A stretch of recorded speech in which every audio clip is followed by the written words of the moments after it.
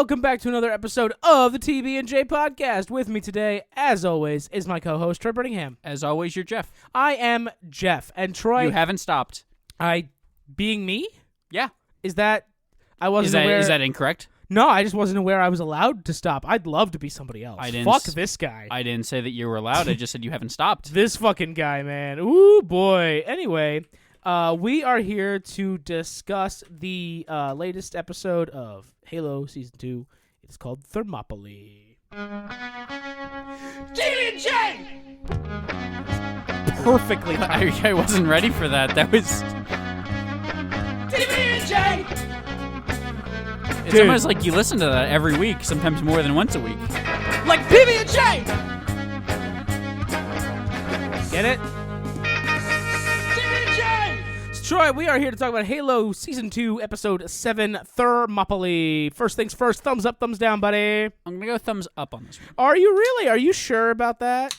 Yeah. Why, you in a different camp? Nah, I'm definitely a thumbs up as well. Okay. So, here's my thing, right? And I had this conversation with you briefly while we were watching the episode, literally 20 minutes ago, on my couch. I don't know if this is the show I expected or wanted when they said they were making a Halo show. Sure. However, I do believe after the stumbles of Season 1, Season 2 has kind of turned into something that I do actually enjoy, and I am actually following, and you know, it's not the complete dumpster fire that some people expected it to be, or if you listen to certain, you know, just loud negative people on the internet, they will tell you that Halo, the TV series, is a complete waste of your time, and I don't think that's the case at all. Sure. It's not what I wanted initially, but it's definitely panning out to be something good.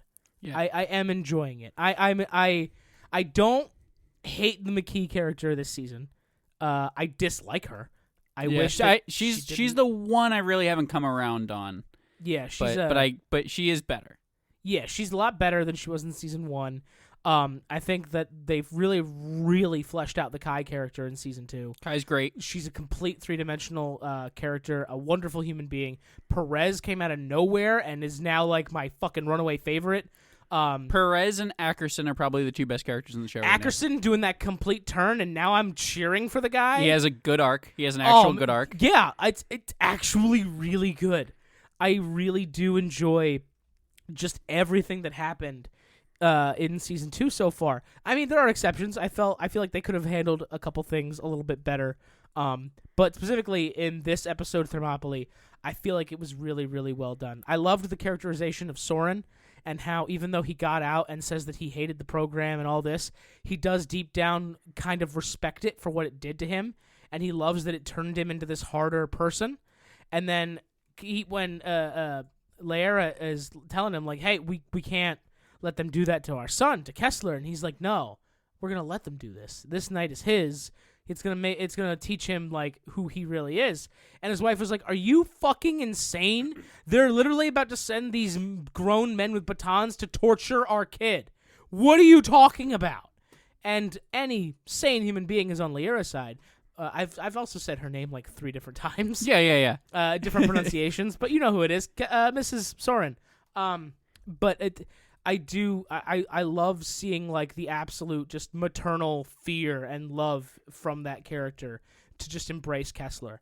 And then when Soren does come to his senses and he beats the shit out of those grown men with batons that are about to beat the shit out of his kid, he does not hold back. It is brutal, and Kessler's scared. He's scared of his dad, and he just backs away into his mother's arms before... I think the UNSC grabs them. Somebody certainly grabs them, which was my entire thought process from the moment Soren showed up, was how did he get in there without being seen, and you're just going to let him beat up those guys and interfere with your program and nothing's going to happen? I guarantee someone's watching this go down, right? Where are they? And then they showed up, and I was like, oh, okay, cool. I'm glad you didn't just...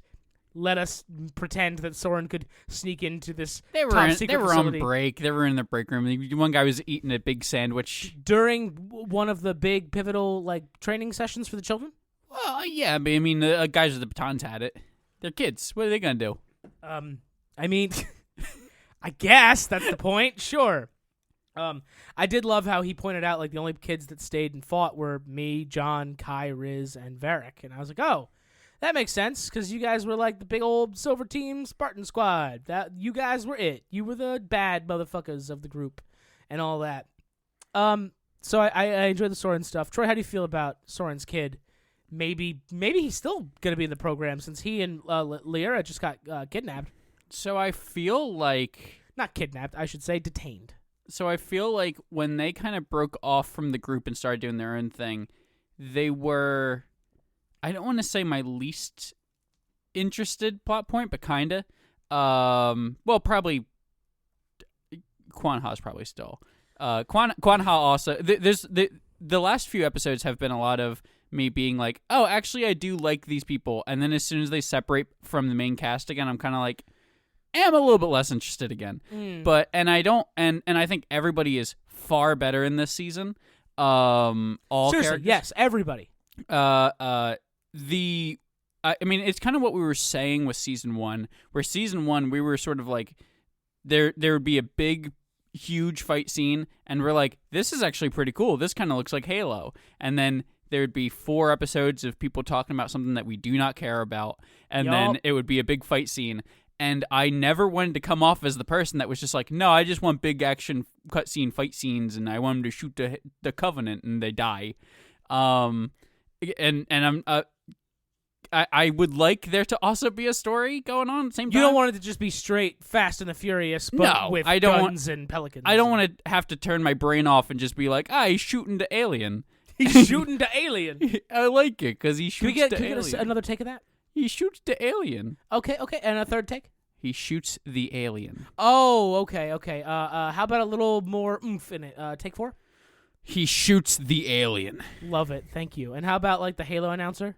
He shoots the alien. Love it, perfect. Thank you. That's a wrap. Thank you, Troy. We'll let you know if you got the part. Hey, that's my buttons. You don't touch my buttons. Speaking of Quan Ha got roped into what is becoming my favorite storyline of Halsey reuniting with Miranda at the end of the last episode in this weird secret little bunker thing where she may or may not have found John back in season 1. I want to clarify that the stuff I didn't like about Quan Ha was her chasing around the ghost lady the entire time. Oh yeah. That stuff is super fucking weird. Yeah. I don't understand that was all. Dumb. And I think it's just kind of dumb. But, who am I to say? But Halsey and Miranda and Quan helping them piece together the puzzle and open this door that Halsey hasn't been able to open for 20-plus years, and Miranda and her team have been working on it for the last few months. They can't seem to crack some of it. And then they get it cracked, and they open up this massive door. And my first words to you on the couch, I looked at you, and I was like, Are Halsey and Miranda about to unleash the flood right now on planet Onyx? Is that what's happening? And it does kind of look like that's what happens. It definitely looks like that's what's happening. Did you kind of expect a jump scare? I did. Yeah. I expected there to be something, and I really wanted them to like realize they fucked up and run, but it was too little, too late. Instead, what we got was they opened this door. And you're immediately like, oh yeah, Forerunner technology. This looks like when you're in the labs of Halo 1, when you go like inside the Halo and you meet 343 Guilty Spark. This looks straight out of that whole section of the game. And which, I mean, perfect. Like this whole bit was awesome. Looked great. And then you get this lab area. And it's full of these little test tubes and racks that are just on shelves. And I don't entirely know what that's about. But they're in there for a short amount of time, and they find a curled up Forerunner corpse. Let me back up for a second. Troy and I, from here on out, will call them the Forerunners because we, knowing the Halo lore, know that the Forerunners came before, and they're the ones who battled the Flood and contained them and stopped them from completely killing all of the universe. We don't know what they're going to call them in this show yet. They're still kind of unnamed. But let's say, for all intents and purposes, it's the Forerunners, and there's a corpse of one clutching a little thing in its hand, and Halsey and Miranda manage to steal it and get out before the lab seals off and closes behind them. I think they should call them Michael. Just the Michaels? Yep. Okay. Go on. I Continue your thing. I disagree. All right. So we will not be calling them the Michaels for the rest of this podcast. No, we will not. Okay. But they do get out, and Quan, like, they get back out and they look at the map of the stars that they had to make to open up the door, and you can see once they left, there's like little parts that start turning red, and it just spreads and spreads and spreads. Quan connects it with this imaginary monster she had back in the caves of the first couple episodes that I believe she called the Growth, and that, that's obviously flood undertones all over that. And she gets scared and runs off, and Halsey kind of tells Miranda to let her go. Did you get it? And Miranda, like, sheepishly almost pulls the little device the scientist Forerunner was clutching out of her sleeve. Like, oh yeah, we did get it. Cool. I guess. And I do really kind of like that anytime they're trying to figure something out about what's going on, Halsey has this idea of what she thinks is going on, and she's like, oh, well, this is a library, or this is, whatever it is. She has these ideas about what it should be. Right, that's and a Quan city comes back in, there. And yeah, and Quan comes in, and she's like, no, that's not a library. This is just a temple. Or they get to the lab, and they're doing their thing. And the star map especially. I'm sorry I'm drawing a blank. I swear I had these examples out in my head. The star map comes up, and Halsey's like, oh, it's the sky, and this is great. And Quan's like, no, it's a clock. We have to move the constellations back to where they were when the Forerunners died. And when we do that, oh, look at that, the door opens. It's great. Look at me.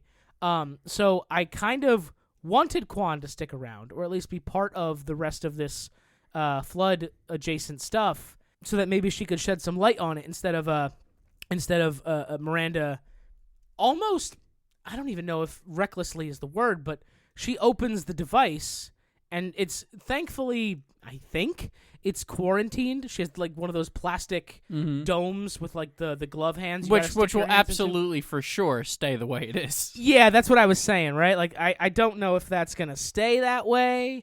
But at the same time, why would you be clutching something containing the flood? Like, that doesn't make a whole lot of sense to me from the perspective of like the Forerunner scientist that died. Like, why would you know what I mean? Right. You could be like, well, it's sealing it, but I don't know how you would get it all into a container and then close it and be like, oh, I got it, and then die in the fetal position. But there's I'm curious what they do with the flood. Yeah, like it could be because if you haven't played Halo 1 or seen any footage of it or whatever, when Master Chief crashes onto the Halo in the Pillar of Autumn. He goes exploring through the depths of Halo, and he encounters this room that's pretty much sealed off from the rest of the Halo. He opens it up, and inside are these organisms called the Flood. The Covenant have also like opened up this room as well. They're unleashing the Flood all over the Halo, and the default Flood is like this little kind of squid-looking guy that runs around on the ground and latches onto a living organism and uses it as food and takes it over and uses it as a host. Which you can have your problems with that. It's the same problem zombies have, where your food source is also your host. Yeah, they're zombies. That's really what they... It's sci-fi zombies. Yeah. But here's the thing. The Flood organisms are pretty big. They come to like Chief's knee, I think. Like, they would be noticeable. They wouldn't fit in that little flash drive sized thing Miranda's got. So I'm wondering if they're taking a little artistic liberty and they're making the Flood like a microorganism that infects like the air supply and gets in you that way. Which would make them infinitely more scary in my opinion. Fuck that. Nowhere is safe. You have to burn everything. I think what's probably going to be is they're going to finally open this thing up more, and it's going to be like a little guy, and then he's going to slowly turn into a big guy, and then he'll look like the Halo Flood. I mean, I guess that's where I'm thinking it's going to go realistically right now. Because Quan Ha does call it the growth, because it could grow. I mean, I guess that's a pretty good interpretation of all that. I hope that's what happens. I did like seeing the Flood organisms, and it does kind of like Halo is all about fighting the Covenant at first, and then it becomes fighting the Flood. Mm-hmm. And you can't fight the Flood if there are microorganisms in the air. Yeah. Which is where I fear it's going. They have to be shootable. Yeah, they have to be shootable to fight them. They have to be big enough to shoot. So I'm really hoping you're right, and it does end up a bigger thing. Yeah, I mean, I think it's going to be a little bit of column A, column B, I think, where they're just going to be like, here's a bunch that are normal size, and here's a bunch that are infecting people, and then they can have weird shots of it, like, basically symbioting around in, like, small little things on the ceiling or something like that. Like, they're going to kind of do whatever they want with it, because the limitations of the Flood in the video game is it does have to be a thing that's shootable. Yeah. And in the show, they'll probably throw a ton at them that is shootable, and then just make a bunch that isn't shootable, that because they can do that. They're allowed to.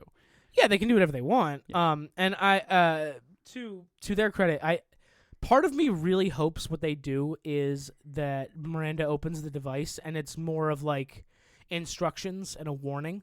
Mm-hmm. And then when Chief gets to Halo with McKee, they do discover the Flood. And Chief doesn't know what the fuck he's looking at. Because why would he? Mm-hmm. But I suspect Halsey or Miranda is going to like try to race over there to warn him, get him back, something. I'm kind of hoping that's like one of my hopes, I guess, because I would still like to see the Flood contained within Halo rather than this weird secret lab buried underneath a planet called Onyx. But at the same time, you know, if you want us to really fear the Flood, put them on a human planet. Put them on a planet that's totally not prepared for this. Let me see the Flood just fucking destroy Parangoski. I would love to see that.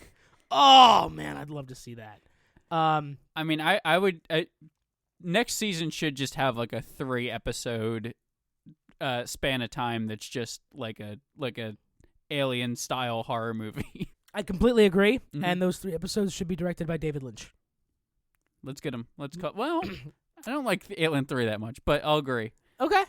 How about if we got Cameron, Alien 1 or Alien 2? I'm sorry, Alien 2. Number 1 was Ridley Scott. I apologize. Yeah. I don't know. Cameron's probably busy exploring the Marianas Trench. He's underwater. What's Ridley Scott doing these days? I made the best one. Scott is up to. I don't know. 2's pretty good. 1 is still the best one in my opinion. In my opinion. They're different. They're very different. It's 2 different movies. Game over, man. But they're I go back and forth. I don't know. I enjoy them both for separate reasons. Yeah. But I think if I had to compare them, 1 is better than 2. Hey, audience, write in. TBANDJpodcast@gmail.com. Tell me which Aliens movie is Or better. tell us that you like Resurrection the most for some reason. Oh my god. Why do you think so low of our fans that they would even watch Alien I just want to Resurrection? know if one person thinks that. I want to know if one person genuinely thinks that. Not ironically. Not like, oh, it's so funny. Did that franchise invent the term quadrilogy? I'd never heard of it before the Alien quadrilogy box set. So when did Resurrection come out? Ooh, 93? 92? Was it even... I feel like Resurrection kind of came late. Alien Resurrection, 97. 97. Yeah. You were... Oh, so was there a 4 before that? No. As a matter of fact, when you click on the Alien Resurrection Wikipedia page, it says the very first line says, Alien 4 redirects here. For the album, see Alien 4. For other uses, see this link. So, yeah, Alien 4 is Alien Resurrection. Yeah, I remember being a little kid and No, I was saying, is there another series that ends at 4? Oh, there might be, but I think the Alien was the first one to do the quadrilogy box set. Sure. I distinctly remember seeing that DVD box set in like 2005 in Walmart or whatever it was. I was walking around with my dad. I think we went to go pick up the new Star Wars movie, Star Wars 3. What's the best quadrilogy? John Wick? Oh, for sure. Is there without a doubt? It was the first one that came to my mind. I don't know if there's another one. It's a quadrilogy for now. I mean, that's the problem nowadays, that nothing ends. Mm-hmm. They just keep milking it until people stop watching. I mean, no spoilers for John Wick 4, but they hope there's going to be a John Wick 5. It's already confirmed. Yeah, well, I mean that's real. Sure. It's going to happen. It's just going to happen. What the fuck were we talking about? Halo. Can we talk about Halo? What else did you like about this episode? What did we not talk about yet? I really like so we talked a little bit about it. Ackerson is probably my favorite thing about this entire show so far. I really, really like his sort of turn to, like, he's not really like a good guy now, but he's now at the point where he's just like, oh, everything that I've been doing is like fucked up, and Parangoski sucks, and he like didn't really want to throw himself away at the end there, but yeah, he does. It seems like he thinks it's a win. He becomes a reluctant good guy just because he doesn't want his soldiers to die needlessly, and because Chief kind of puts a gun to his head, almost literally. He says he was gonna punch a hole through his chest. So he does what he has to do. Like, Chief's like, you can do the right thing and destroy yourself politically, or not, and I'll destroy you physically. Like, those are your options, buddy. Pick one. He's gonna fight Parangoski, for better or worse. But he feels like a character where his turn, it is at the end of a very, very large man that can rip you in half. But it does feel like he also sort of like, that was just sort of the kick in the ass that he needed. That was sort of like, okay, fine, yeah, no, she sucks. Like he was already on that trajectory, and then a large man kind of threw him the rest of the way. Yeah. I also would like to correct myself. So the Floods does have spores. It is kind of like a fungus. So it very well could be spores in that device. In which case, I am very terrified. And Miranda may have just become patient zero. In which case, I'd be even sadder, because I really like Miranda. Miranda Keyes is a great character. And I like that she's, like, kind of trying to repair her relationship with her mom. But, oh, man. Through science. Everything is possible through science. You could mend your relationship with your estranged mother through science. Yeah. But no, I'm curious to see where that goes in this last episode. I'd love to see what the fuck Chief's gonna do on fucking Halo. What's your plan, bud? You just gonna one-handed take on an entire Covenant army? Go for it, my guy. I believe in you. Let's see how lucky you really are, punk. Also, we have the spike that apparently destroys entire solar systems. It's not great. So the Spartan 3s were training an episode or two ago with this spike that would shut down a Covenant ship they were invading, and then they could evac. And I knew something was up as soon as they actually did it, and the simulation just kind of stopped. Mm-hmm. And I was like, okay, so they didn't actually plan for anyone to make it this far. Cool. That means the suicide mission, or it means that spike doesn't do what you think it does. And I could have been sold on either answer at the end of that episode, and now we just got the truth. That spike turns the ship into a giant space nuke, really. Mm-hmm. And it's like the end of Avengers, where Iron Man's just throwing that nuke into space, and it's just gonna nuke and blow up stuff. And I guess we'll see what happens. Here's my question to you. Because you said it more than once during the episode that you do not want this character to die. Do you think at the end of next episode, Perez is alive? See, that's the thing, right? Like, I want her to be, but it seems like she's on a suicide mission. You know? Like, I don't think there's going to be a whole lot. Follow-up question, do you think Kai is alive by the end of the next episode? No. I don't, and here's why. It kind of got foreshadowed already, because when they were parting ways, and Chief told Kai he was going to go to Halo, and Kai said she wasn't going to let her Spartan 3s die for no reason, and she was going to be there with him. Chief said, just promise. He said, I don't remember the exact wording, but he said, if it's you and the spike, kind of do what you have to do. And she was like, yeah, I'll do my job. Like, I'm gonna go do my thing. Bye. And I was like, okay. Oh no. This is bad. Out of the two of them, who has the higher chance of making it into season 3? Perez. I think I agree. I think Kai does like a hero sacrifice thing and prevents Perez from doing it. However, it blows up everything within 1,000,000 miles, right? Mm-hmm. So even if Perez leaves right now and starts flying in the other direction, I don't know if she's going to make it out.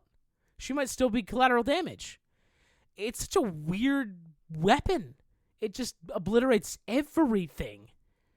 And presumably, it might take out the Halo, too, since it's right next to the fight. I don't know what... A little part of me is convinced it's not going to happen. Sure. But a lot of people are going to die anyway. I just don't know what will happen if it doesn't. It's so weird, man. You know? Yeah, I don't think it can happen in the same way that, like, Endgame, Thanos can't snap his fingers and wipe out the entire universe, because then you go, oh, then it ends. And then, what? Yeah. I mean, yeah. When Thanos snapped his fingers, couldn't he have killed off all the heroes and then half of the universe's population? Shut up, nerd. And that way, like, he could have just prevented them from inventing time travel. But then it wouldn't be fair. Idiot. Dumb idiot. What do you mean it wouldn't have been fairer? They had every opportunity to stop him. They had, like, 5 separate fights before he actually snapped his fingers. Just don't... Listen, if you really think about Thanos for too long, he stops making any sense. Just don't... Perfectly balanced. Yeah. So stupid. I guess... No, just replace... If you take out all the heroes, all right, and then half of the world's population, like, that's fine. Everybody's talked about Thanos. Everybody knows Thanos' plans don't make sense. There's the he could have just doubled the resources argument. Also, yeah, you could just double resources. Yeah, Make a planet that's, like, made of cheese so that we can just feed everybody. Just eat cheese. And, like, cake or something. I don't know. Listen, he's got to be the bad guy. It's good enough in the moment. What do you want me to do about it? Re-rate it? Talk to the Russos?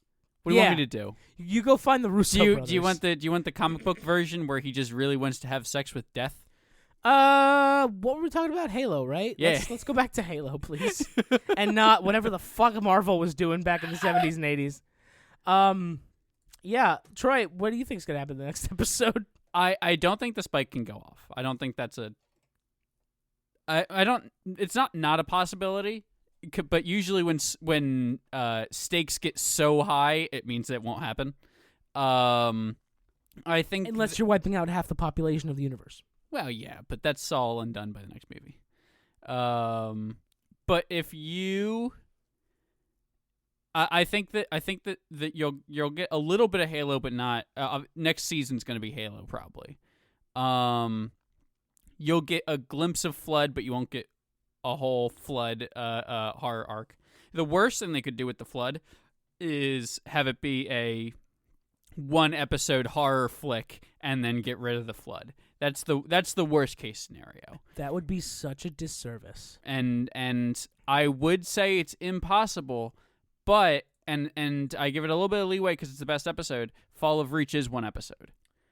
I mean, yeah, but you're not gonna make the whole the Flood being the enemy is like the whole point of Halo 3, Halo 4, I think.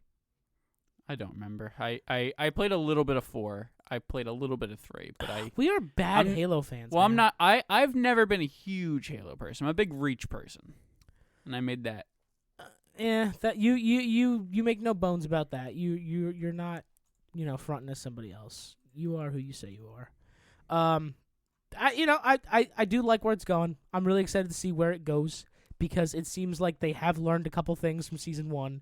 And they are actually applying it to season 2. Well, like we said, season 1 feels like somebody made a sci-fi show, and then Paramount went, "We don't think that your thing's gonna really catch on.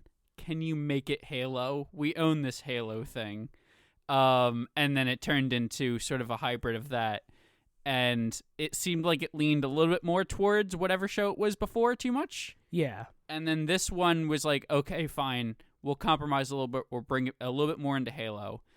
And I kind of like the fact that... Because you can't just start this season, and I think I said this in a previous episode, you can't just have Chief put the helmet back on and just be like, wow, he never takes the helmet off now. The genie's out of the bottle. It is. I mean, it's also it's that problem that Star-Lord, for instance, had when they did Guardians of the Galaxy. Star-Lord in the comics is almost never outside of his helmet. And superheroes in general are always in the helmet, always in the mask. First of all, easier to draw. Second of all, more marketable. And third of all, it's the fucking character. That's the icon. Mm-hmm. And then when you make the movie, it's hard to emote a mask. It's hard to portray emotions in a mask. Unless you're, like, doing the comic bigger eyes thing, and you can make a mask frown like artists can in a comic book. I mean, I think that there is sort of a skill to it, too, where, like, I think Star Wars does a whole lot of good mask work of Darth Vader and Mandalorian. That's true. Have a whole lot of, like, you kind of know what people are feeling in those scenes. And then, to that point as well, Deadpool, those two movies. Well, Deadpool also emotes a little bit, too. The mask is kind of a face in those movies. Yeah, and that's the thing. The mask moves a bit, and that's great. I love it. But, like, when you do a hero that's primarily in a mask or a helmet or something, and you bring them from the comic book page or the book page into real life, into Hollywood, into a show, into a movie, they take it off. You need to see the actor's face. You need to see them act. Especially the bigger the guy you get. Absolutely. When you get Chris Pratt and he goes, I'm not going to be in the mask the whole movie. You kidding me? Yeah, right? Like, what the fuck? You fucking show off Chris Pratt. Deadshot, and Suicide Squad. Also, Deadshot and Suicide Squad. Yeah, there's a lot of examples. Unless you, like, modify the headwear to expose most of the face. Like Peacemaker. It's a helmet, sure, but it's got eye holes and the whole bottom half of his face is open.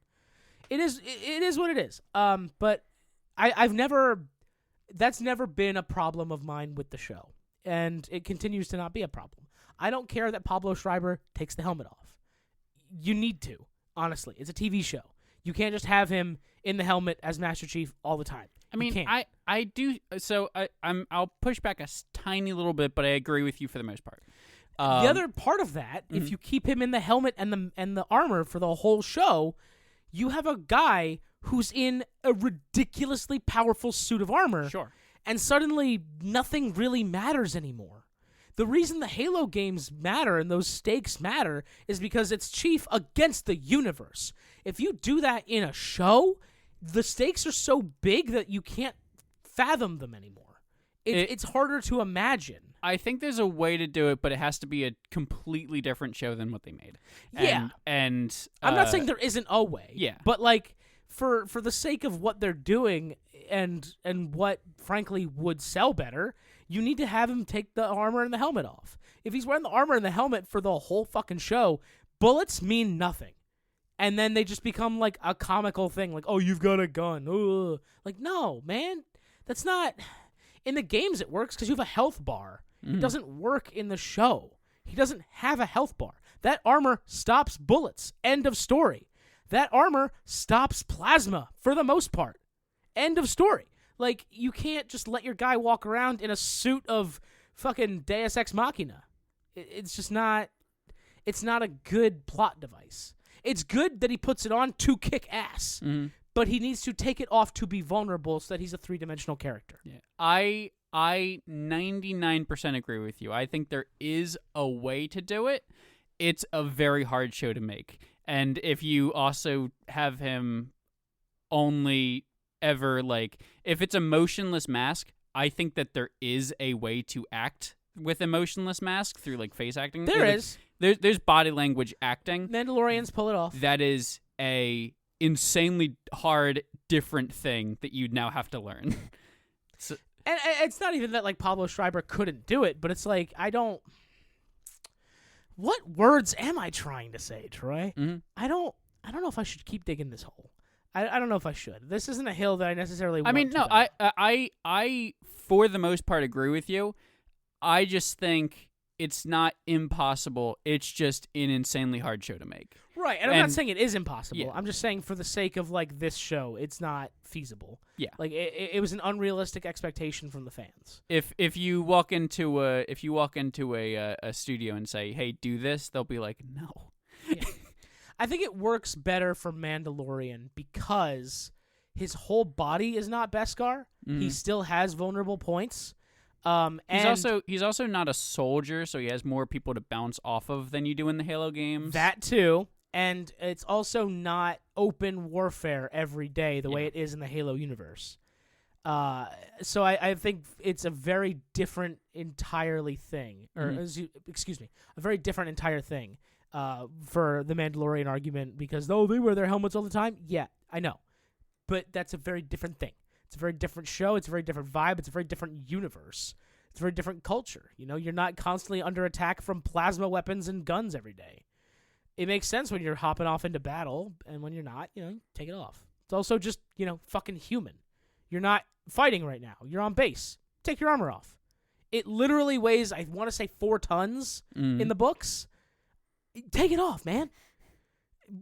Also, does that mean that every single building has to be rated to withstand the weight of multiple Spartans walking around in armor? I would love to see one scene of him walking on the 4th floor of a building and just smash through the rest of it. And it's not even like if he was with Silver Team, that's 4 of them, each one wearing a suit of armor that weighs a similar amount of weight.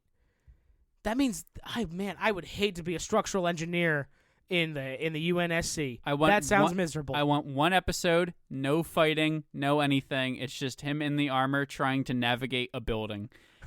He gets in the elevator, and the elevator just sort of screeches, and he looks over to the other people in the elevator and goes, "I'll get off." And he just gets off the elevator. I guess I'll take the stairs. I'll take the stairs. He's just slowly walking up the stairs. He gets to the 4th floor, and it's like, no Spartan armor beyond this point. The floor is not rated beyond 2,000 pounds. He's like, ugh. It's him trying to, deliver a letter. A letter? Yeah, I don't know why it would be in the year. You have AIs that can phase through buildings, but we're still delivering letters? It's the last letter. Oh, I see. The last letter? Does that old lady who collects relics from the last couple episodes, is she in this episode? Yeah, she's the one person who survived Reach. She tanked it. Love it. Love that. That. Yeah. I think that concludes it for now. I am super excited to see how it ends. I did find myself genuinely loving this show throughout season 2. Mm-hmm. I am kind of excited for each week watching a new episode. I didn't believe that was a possibility. Season 2 is we haven't seen the ending yet, obviously. Not out. We don't have special access. Paramount. Yeah, Paramount, call me. Paramount. CBS, give me a call. We've got dozens of listeners. Dozen of listeners. Maybe a dozen. We probably push 2. If we have a really good episode, we push a couple hundred. Yeah. But yeah. Just a peek behind how the sausage is made. Season 2 is certainly way better than 1. I believe it is certified fresh on Rotten Tomatoes. Okay. So far. It's not my favorite show we've done on this podcast. That is an unfair group to put 100%. You're putting it with The Boys. You're putting it with Invincible. You're putting it with a lot. It's definitely not my least favorite. No, for sure. We've reviewed some fucking stinkers. And as much as I wanted to love Why the Last Man, it got canceled mid-season 1, and I could not bring myself to finish season 1. And also, it got canceled mid-season 1, and we all kind of were like, "That's sad. I get it." Yeah, it's not. No, I get it. It's not. It wasn't the best. Yeah. It had some good stuff in it. It wasn't all bad.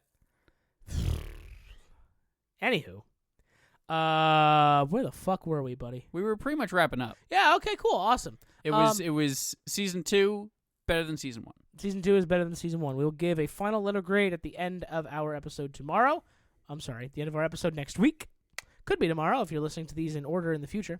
Later this week, you can expect Invincible from us and some more stuff, probably, because we're going to keep doing this till the day we die. Right, Troy?